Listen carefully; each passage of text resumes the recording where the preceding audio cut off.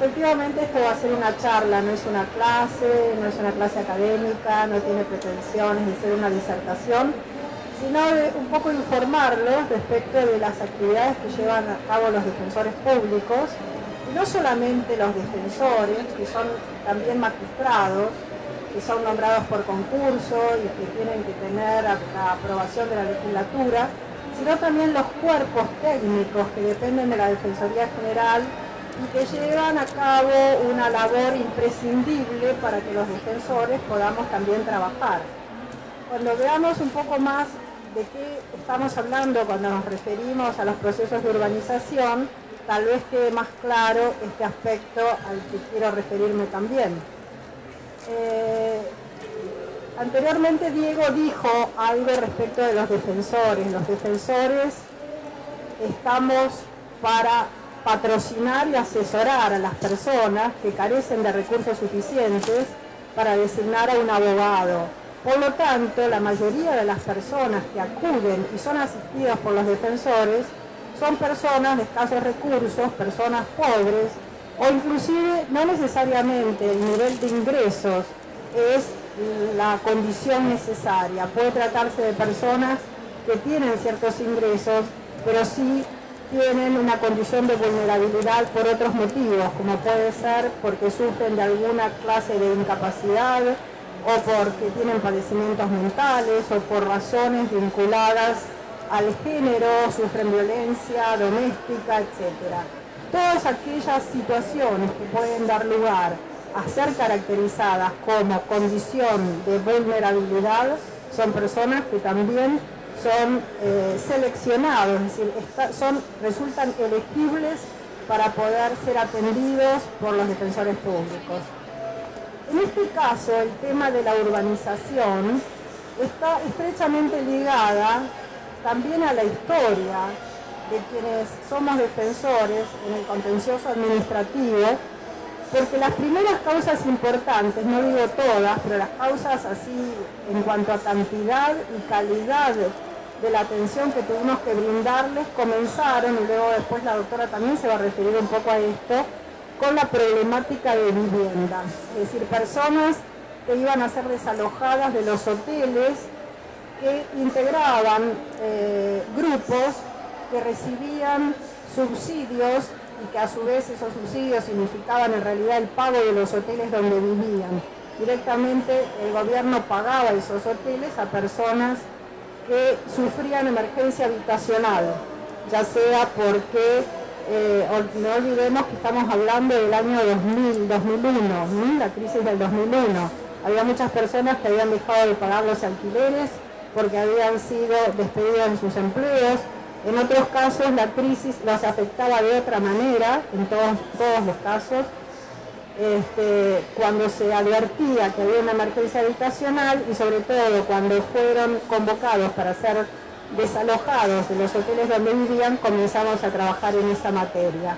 Pero esto no culminó solamente con las causas de los hoteles, sino que además empezaron también a acercarse personas que vivían en las villas y o asentamientos de la ciudad de Buenos Aires y que por lo tanto no solamente carecían de vivienda o de título sobre su vivienda, y cuando hablo de título no me refiero exclusivamente a tener una escritura de propiedad, un título de dominio, sino de que era precaria la tenencia respecto de los lugares donde habitaban, además de las condiciones en las que se encontraban esos lugares, esas villas, esos asentamientos que carecen de infraestructura en el sentido de agua potable, de electricidad, de cloacas, de calles, de apertura de calles, etc.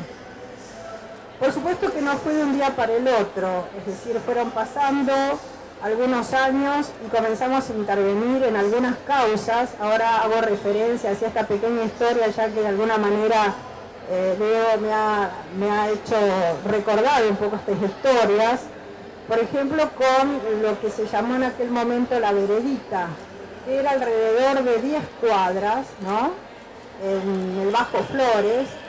Realmente era una situación lamentable. Las familias, y esto ocurrió poco tiempo antes de la toma del Parque Indoamericano, que todos recordarán, porque fue una toma masiva y además terminó de una manera cruenta. Estas personas, era un episodio porque suele ocurrir que los fenómenos se multiplican a través de una especie de fenómeno de reflejo de otros episodios similares. Entonces allí en la veredita, las personas más jóvenes que también ya habían formado su familia, los hijos de los inquilinos de esos predios alrededor de las calles Janer, de las calles La Fuente, Castañares, etcétera, en el Bajo Flores, habían comenzado a construir precarísimas viviendas.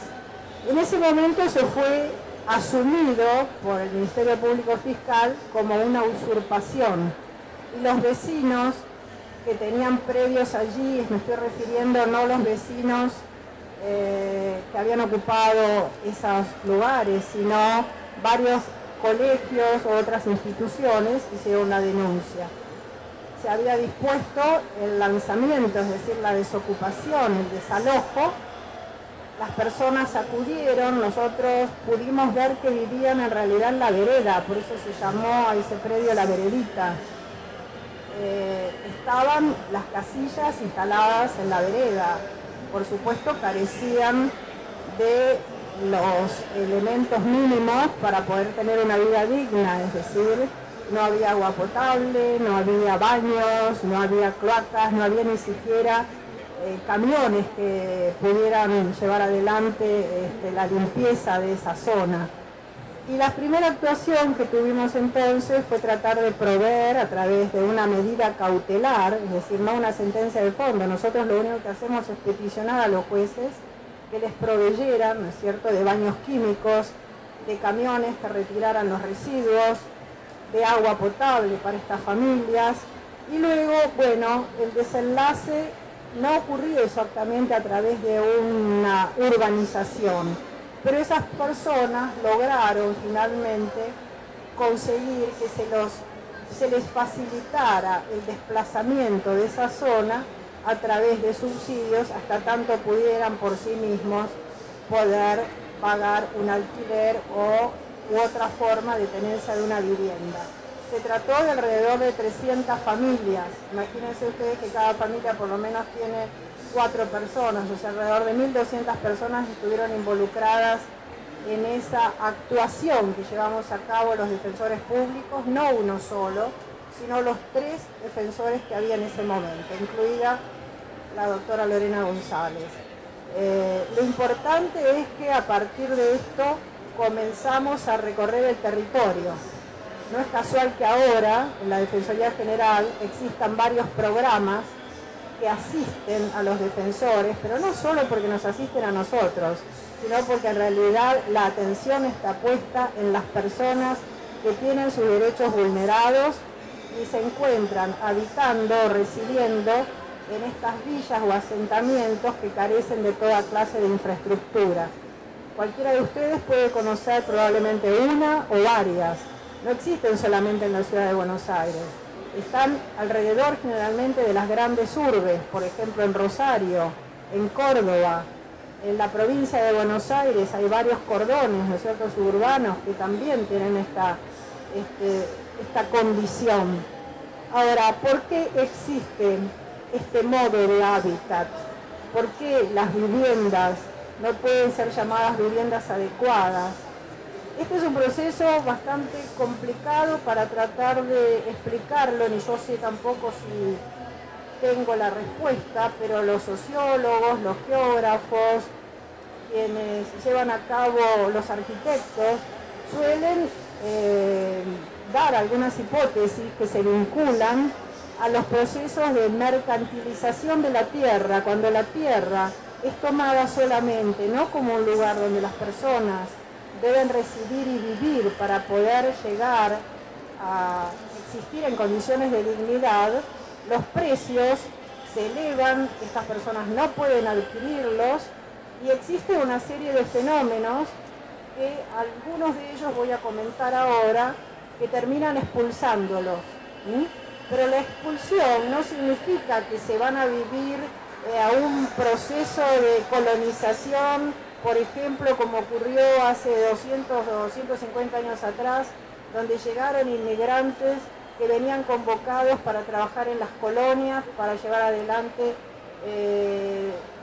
vida rural y como conocemos en la historia de muchas ciudades del interior del país. En este caso es al revés, justamente se trata muchas veces de migrantes, de personas que migran de las provincias en busca de empleo, de mejores condiciones de vida, terminan asentándose en la periferia de la ciudad, pero no pueden entrar en la ciudad. Por eso es que este fenómeno de la urbanización, sobre la cual voy a tratar de dar algunas aclaraciones o algunas definiciones mayores, es exactamente simétrico con lo que desde quienes se preocupan de estas cuestiones llaman el derecho a la ciudad.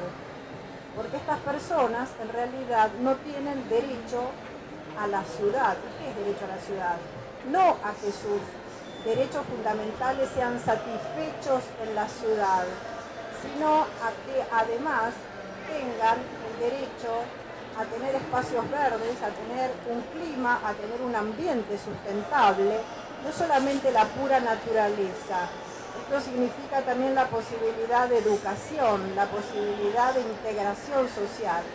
Es en definitiva la posibilidad de inclusión social. Por eso se llama reurbanización también, a veces se habla también de urbanización social, para que no quede solamente en el aspecto material de la infraestructura faltante. No se trata solamente de que faltan calles, de que en estos asentamientos faltan cloacas, que no hay luz, ni que hablemos de teléfonos, no hay tampoco médicos, no hay ambulancias, no entran las ambulancias, no entra la policía tampoco, no entra el correo, no entra nada. ¿Qué significa eso? La exclusión del estatus de ciudad.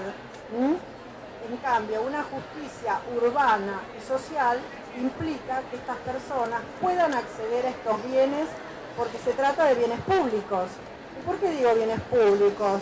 Porque el correo, más allá de que existan correos privados, es un sistema de servicio público.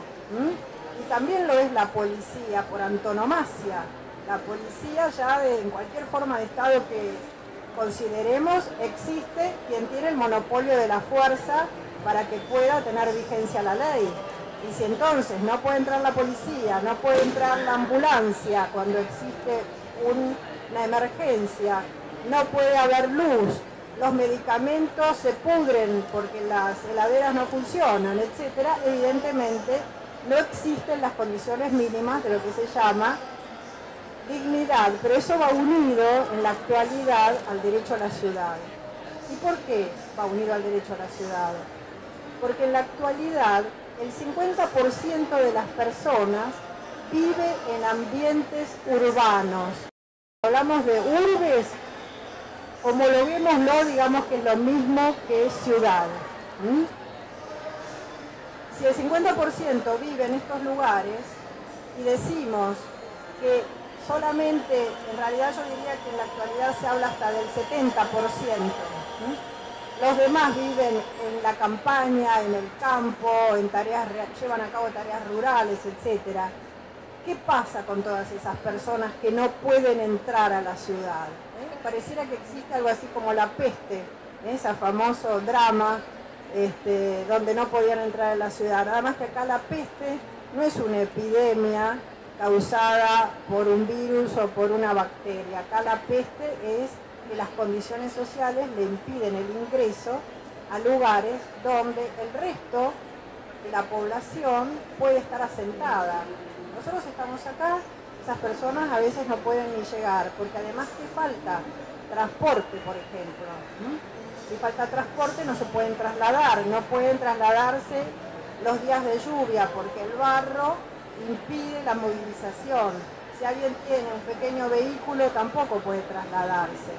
Entonces, el derecho a la ciudad es como el correlato del proceso de urbanización.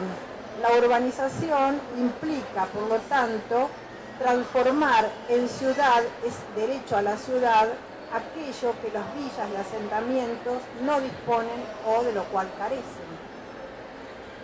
Esto no es algo que novedoso en el sentido de que esto lo estoy diciendo yo no estoy diciendo nada novedoso, este es un fenómeno que existe desde hace mucho tiempo en el sentido de los procesos de urbanización.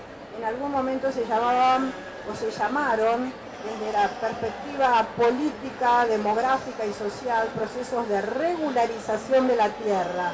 ¿Por qué? Porque en realidad el objetivo, el propósito era que las personas que estaban asentadas en lugares pero que carecían de títulos de dominio porque habían ido ocupando tierras fiscales, esas tierras fiscales luego se habían convertido en su residencia permanente, deberían contar, y hay muchos procesos que todavía están así en esa situación, con los títulos de propiedad, que es el modo habitual en que las personas tienen derecho del cual no pueden ser despojados. Esto no quiere decir que sea la única manera en que se puede acceder a la tenencia segura de un predio, ¿no es cierto?, donde se pueda residir y que no sea simplemente un techo sobre nuestras cabezas. Entonces, la reurbanización es un concepto más adecuado que prefieren utilizar los urbanistas porque implica no empezar de cero, sino justamente en los lugares donde ya residen las personas, llevar a cabo una intervención que permita proveer todo aquello que está faltando, ya sea la infraestructura material como aquellos otros bienes de naturaleza simbólica, no material. Que significa yo también puedo formar parte de esta inclusión, de este proceso, de esta integración. La urbanización inclusiva entonces abarca diversas formas o diversas modalidades, desde la urbanización, la regularización y otras modalidades que son como técnicamente un poco más complejas, que creo que no tiene demasiado sentido que los conversemos ahora. ¿Qué casos se conocen en la Ciudad de Buenos Aires que han tenido un proceso de urbanización claro y además reglamentado? Ustedes pueden haber oído hablar en los últimos tiempos de las leyes de urbanización de varias villas y asentamientos, por ejemplo, de la Villa 20, de la Villa 21-24, de la 1-11-14, de la Villa 26, y más recientemente también de la 31 bis, sobre la que va a hablar la doctora, y del barrio Rodrigo Bueno. ¿Ustedes saben dónde queda el barrio Rodrigo Bueno? El barrio Rodrigo Bueno es una extensión que queda al lado de la reserva ecológica. Digo al lado justamente para que no se confunda y se piense que las personas o las familias que allá habitan han usurpado, por llamarlo de alguna manera, la reserva ecológica. En realidad ellos están en una parcela de tierra que está entre la reserva ecológica y la llamada o la ex ciudad deportiva de Boca. Entonces es alrededor de unas 4 hectáreas donde viven en este momento unas 950 familias que abarcan aproximadamente 4.500 personas.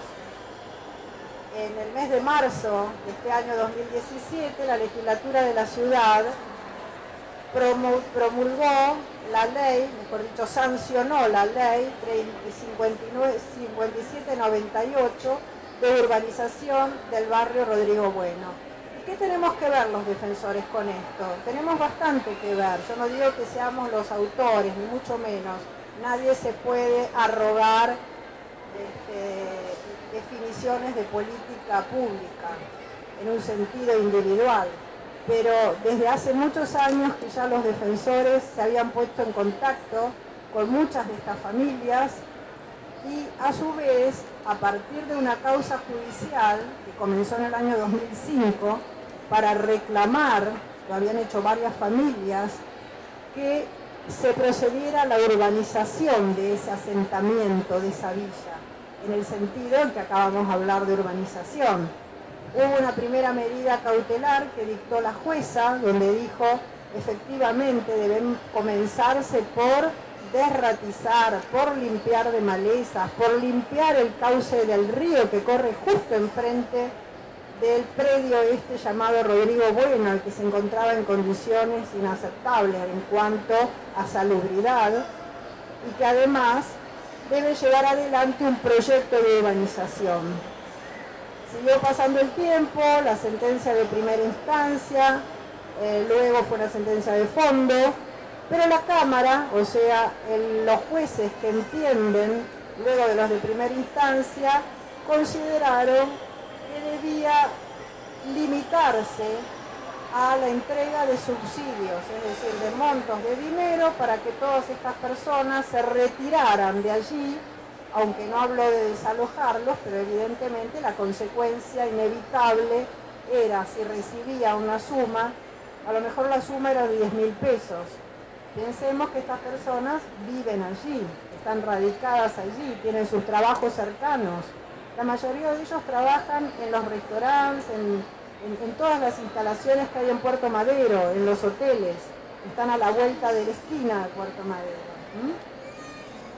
Y está comprobado, eso lo dicen los que saben, los conocedores de estos saberes interdisciplinarios, como pueden ser los sociólogos, los urbanistas, que las posibilidades de que las personas puedan salir de esa situación en la que se encuentran, donde tienen sus derechos vulnerados, está en una relación casi directa con que los lugares donde sean asentados no sean más degradados que aquellos donde están viviendo, sino que sean lugares donde puedan tener una residencia inclusiva. Inclusiva quiere decir que puedan incluirse en los trabajos que hay en las cercanías, en las escuelas, porque de esa manera se ha comprobado que la posibilidad de superar las condiciones en las que viven, en todo sentido, son mucho mayores.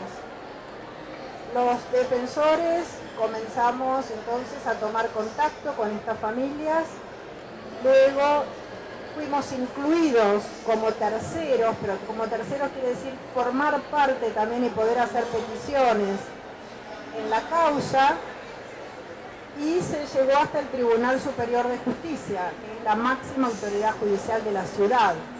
Estando en el Tribunal Superior de Justicia, probablemente a raíz del afán que desde la Defensoría General y desde todos los circuitos se hizo para tratar de obtener una solución favorable, aunque no fuera judicial, pero sí a través de la actuación de quién es el principal responsable, que no son nada más ni nada menos que las autoridades estatales y los ministerios que deben ocuparse de estas cuestiones, se sancionó por un lado en el mes de marzo de este año la ley de urbanización, y el Tribunal Superior de Justicia ha propuesto que se lleve a cabo, tal como también se ha hecho desde las áreas administrativas, un proceso progresivo que va a contener la edificación de viviendas para las personas que ya están radicadas allí, y además de espacios comunes, como pueden ser plazas, como pueden ser parques, escuelas y lugares de atención de la salud. Esta es una brevísima mirada respecto del concepto de urbanización y un pequeño ejemplo de cómo se puede llevar a la práctica. Cualquier cosa podemos seguir charlando, pero no quiero ocupar el lugar que le puede corresponder a Lorena.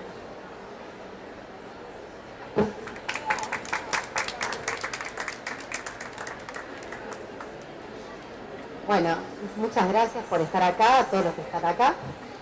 Voy a empezar mi charla al revés de lo que tenía pensado, porque voy a rescatar un concepto que dijo Graciela recién, por el que los defensores públicos del fuero contencioso venimos luchando desde el año 2000, que es el término de la vivienda adecuada. Si yo les pregunto a ustedes, ¿qué es una vivienda adecuada? ¿O qué hace adecuada a una vivienda? ¿Qué podemos decir? ¿Qué me dirían ustedes? Flor, ¿qué dirías vos? Es adecuado.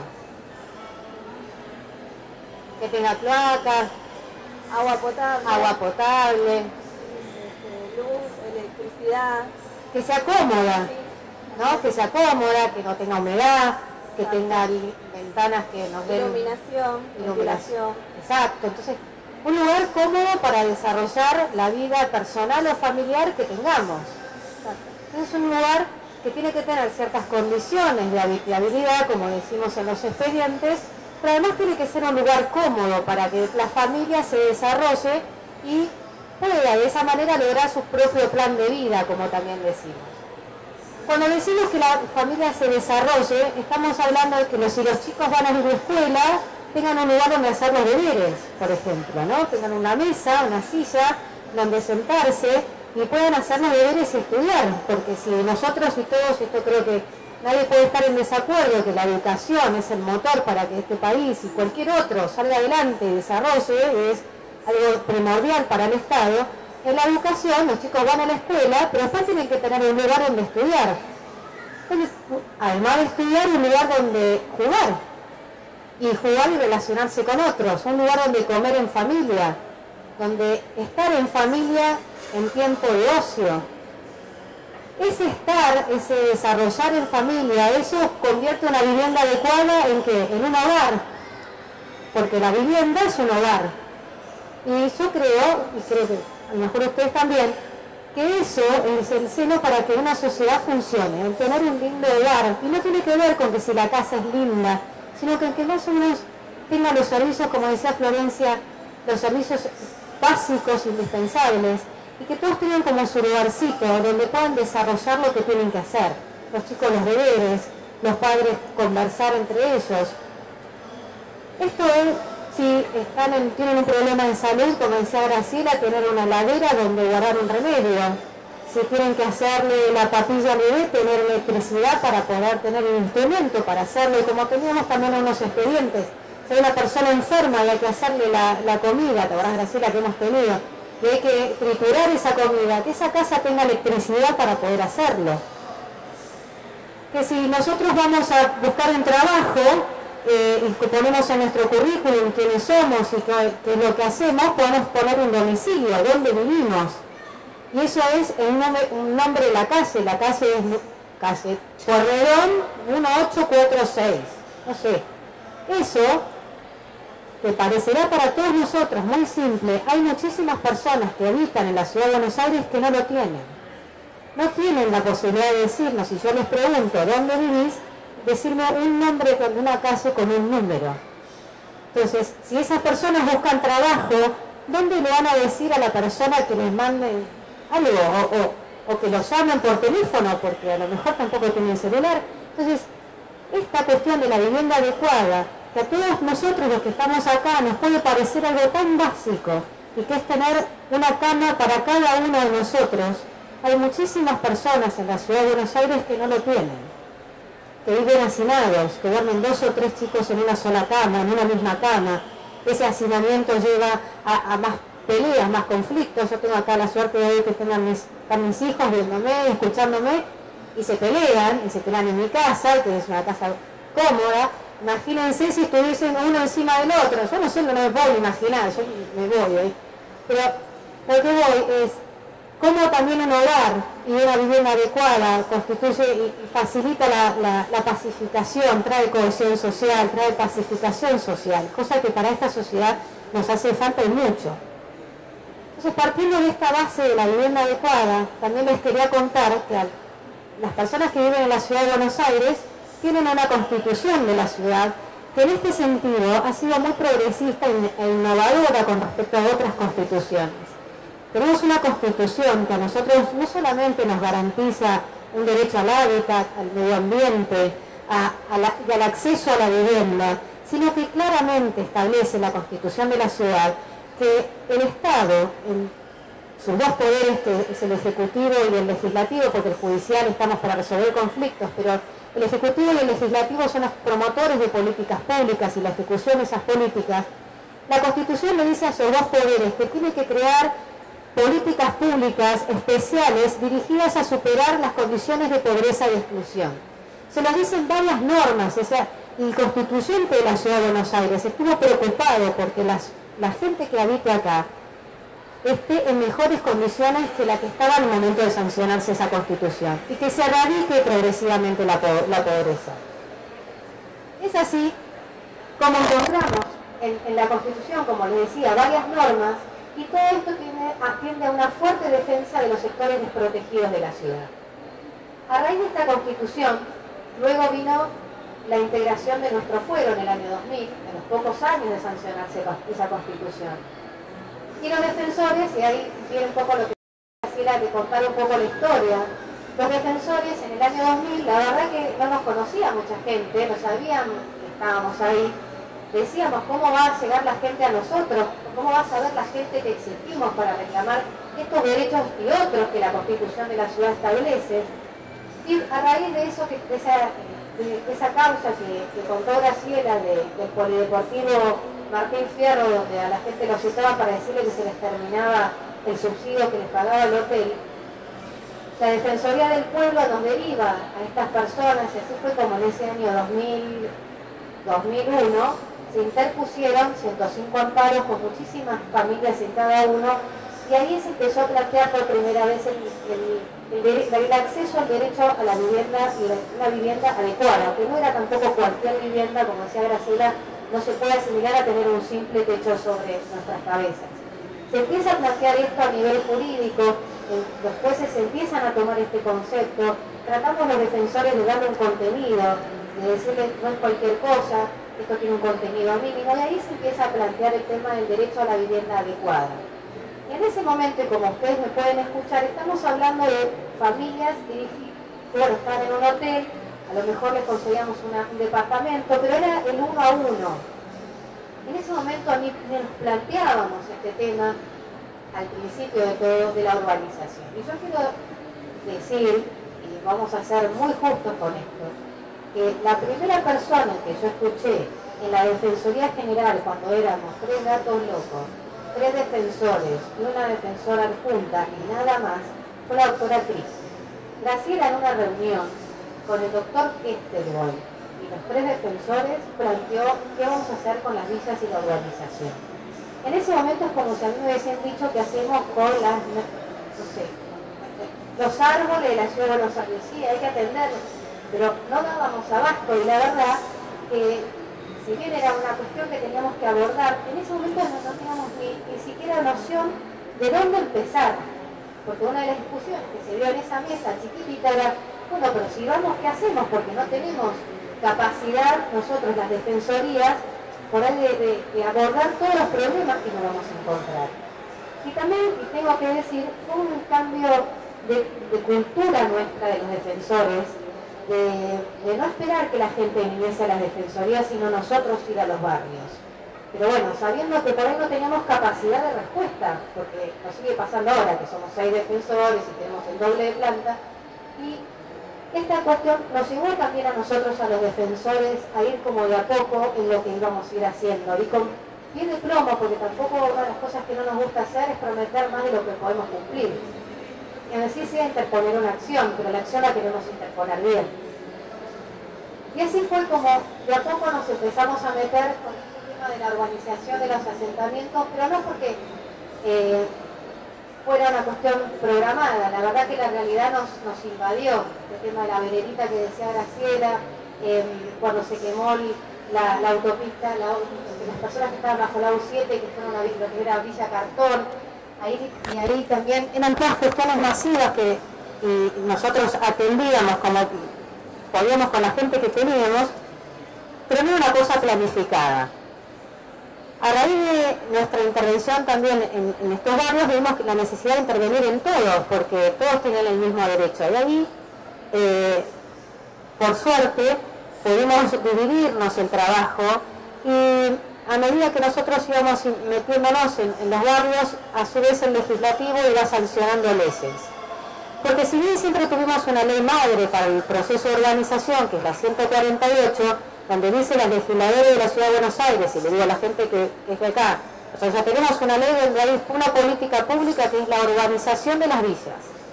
Le guste a la gente o no le guste, esto es así, es una realidad, los representantes del pueblo de la Ciudad de Buenos Aires determinaron en el año 99 que esto era una política pública y todos los gobiernos posteriores tuvieron que respetarla, sea del color que sea. Y la legislatura, a partir de esa ley base y madre, fue sancionando de a poco, a lo largo de estos años, las distintas leyes que involucran a los distintos barrios o villas, pero ahora les decimos barrios, y asentamientos. Y eso es otra cuestión, la terminología. A mí me toca intervenir en la villa 31 y 31 bis. Ya la villa 31 y 31 bis tienen el nombre de barrio 31. Esto tiene que ver con lo que les decía al principio. Nosotros cuando nos preguntan ¿dónde vivís? Decimos un barrio. Palermo, Constitución. Bueno, las personas que viven en las distintas villas también tienen derecho a decir yo vivo en el barrio tal, no en una villa. Estos parecerán cuestiones muy chiquititas, pero tienen que ver con quién somos, ¿no? Y nuestra vivienda y donde vivimos nos representa. Y dice mucho también de nosotros. Y le dice al otro cosas. Si al otro le decimos yo vivo en una villa, cuando va a buscar un trabajo, y seguramente no se lo van a dar porque todavía nos cuesta el cambio cultural. Y ahí por eso quise empezar al revés. Para mostrarles la importancia que tiene una linda vivienda, no, más allá si es linda o no, pero adecuada, cómoda. La importancia que tiene para un chico tener un lugar cómodo donde estudiar. La importancia que tiene para una persona tener un domicilio. Y esto se logra en las casas de las villas con la urbanización. La urbanización permite abrir calles, permite que cada pasillo, que hoy son pasillos, sean calles, que estén asfaltadas, que como decía Graciela, pase una ambulancia, que pase la policía, que entre la ambulancia, porque también tenemos derecho, todos, y las personas que viven en una villa también, a que si tienen una emergencia médica sean atendidas en su casa como nos pasa a nosotros.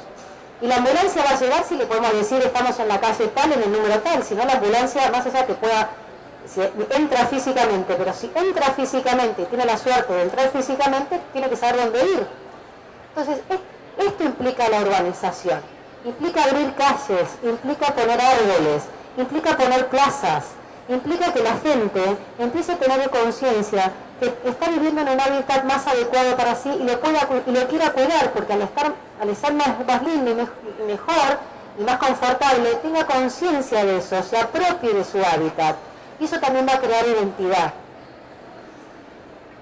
Otra cuestión de la urbanización, y vamos a referirnos más a la vivienda, es el mejoramiento de la vivienda. No solamente el espacio público, sino el mejoramiento de mi casa. Esto que hablamos para que sea adecuada.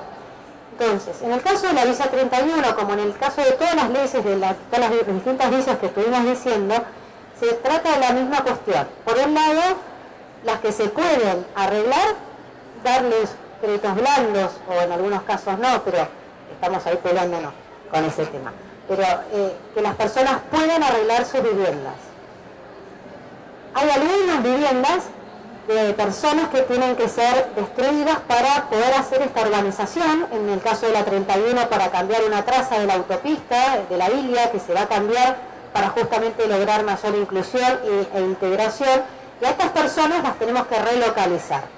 Entonces, hay personas que les vamos a mejorar, toda la comunidad, toda la ciudad de Buenos Aires estar involucrada en esto, se les va a mejorar viviendas y a otras se les va a dar una vivienda nueva en otro lugar que tiene que ser dentro, por lo que dice la ley, el ejido de la villa 31 o ya terrenos aledaños al lado que ya están pasados a la ciudad, trasladados a la ciudad por nación para poder hacer esto. Luego de esto, ¿qué viene? Arreglamos las viviendas, a otras personas las reubicamos en otro lugar. ¿Qué viene para la persona que es muy importante? Sentirse dueño de esa casa. Viene lo que se llama en derecho la regularización nominal, es decir, darle un título de propiedad. Esto, para todos nosotros, y acá no escapa a nadie, es una de las cosas creo que más importantes que nos puede pasar en la vida, que es comprar una vivienda. Algunos lo han logrado, otros todavía no lo hemos logrado, pero y sobre todo por nuestra cultura, nosotros hace muchos años atrás, cuando venían los inmigrantes españoles e italianos a la Argentina, yo me acuerdo cuando era muy chica, siempre era el tema de ahorrar con los ladrillos. O sea, nosotros en Argentina tenemos muy metido este tema del ladrillo como ahorro. y el ladrillo como ahorro y como progreso.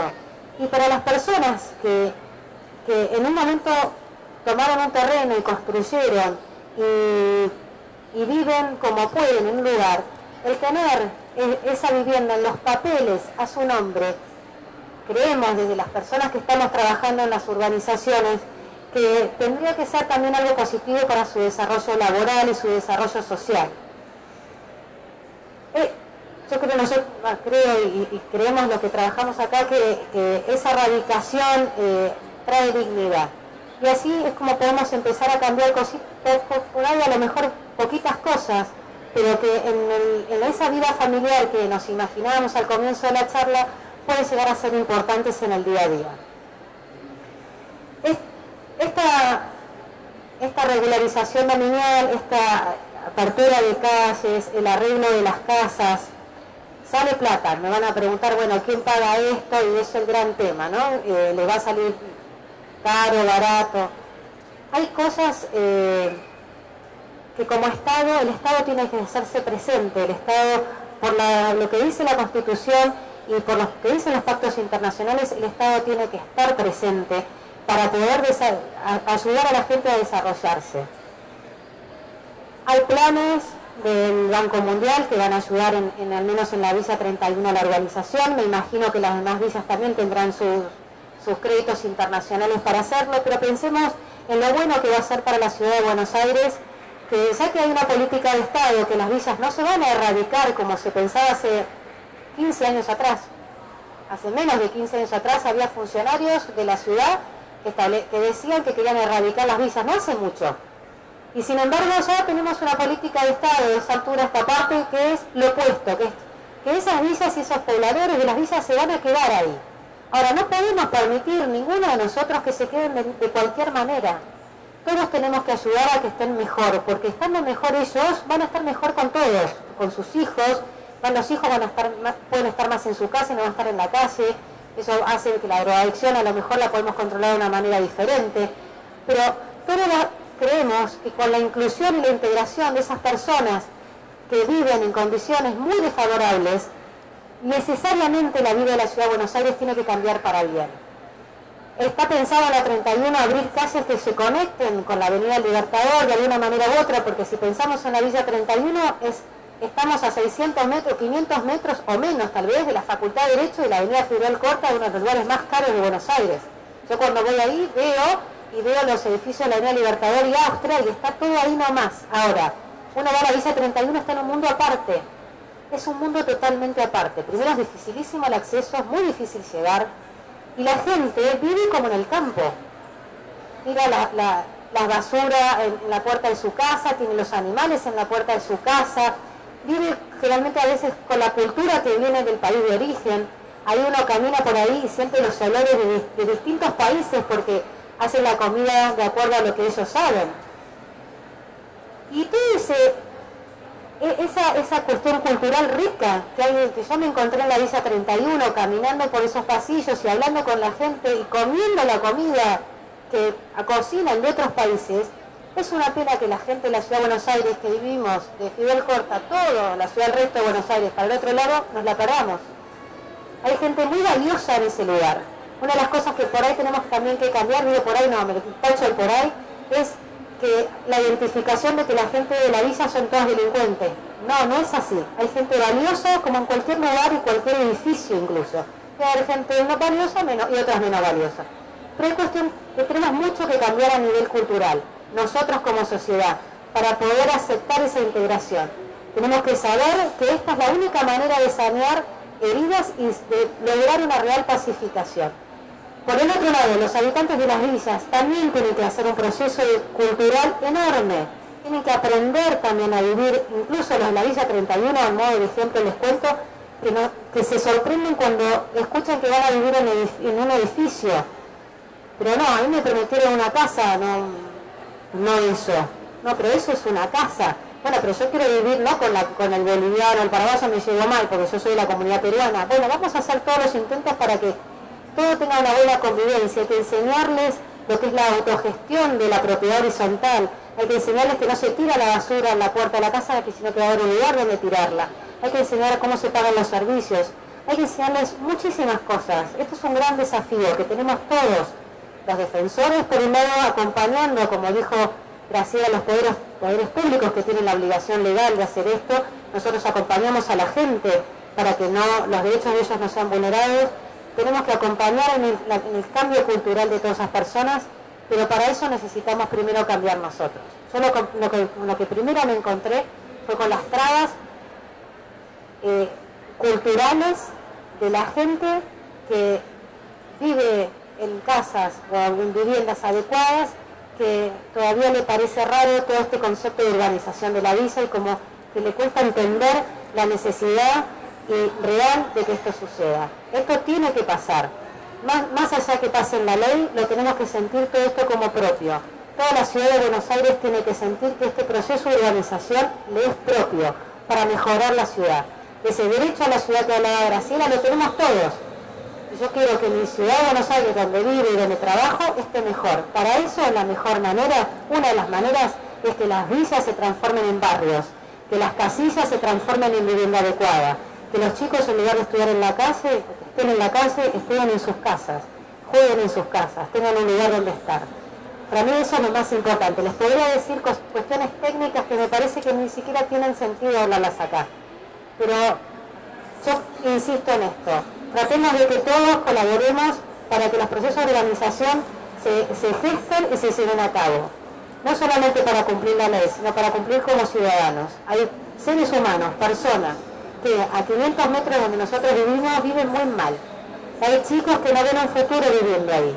Hay chicos que también tienen derecho a que los colectivos pasen cerca de sus casas. Para tomarse el colectivo de ir a estudiar y si quieren ir a la facultad poder hacerlo. Tienen que salir con calles iluminadas y vuelven de noche. Y si vuelven de noche no solamente estudiar o trabajar, si vuelven de noche porque salieron con sus amigos. Que esta cosa que nosotros vivimos, o que yo al menos vivo con mis hijos, se pueda trasladar en los hijos de las familias que viven ahí. Ese es mi mayor deseo y por eso trabajo donde trabajo. Pero va a ser muy difícil si no estamos todos de acuerdo en esto. Tratemos de ayudar a estas personas a que se integren y nosotros colaborar activamente para que esto suceda. Muchas gracias.